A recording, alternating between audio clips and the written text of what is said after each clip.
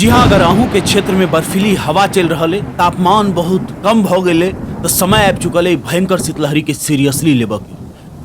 अगर अहूँ 19 गो जिला में से कतौ निवास करे छी तो समय आबि चुकल है जे आप शीतलहरी के सीरियसली लियो।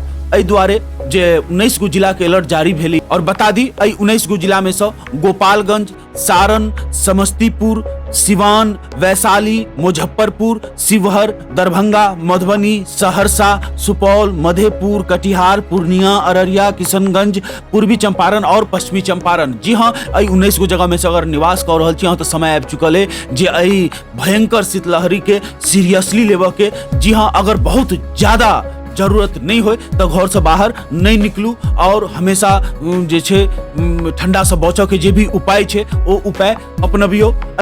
अगर अहाँ क्षेत्र में रही छी तो महसूस केने हेबे जे खूब बर्फीली हवा चल रहा है। जी हाँ, और ई बर्फीली हवा जे छे बहुत ज्यादा खतरनाको भ सकै छे, नुकसानदायक सेहो भ सकै छे।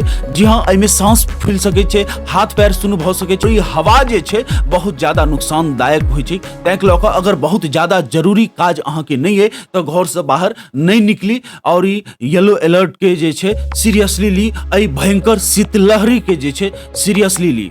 अपने जुड़ल रहियो मिथिला मसाला न्यूज के साथ। बहुत बहुत धन्यवाद।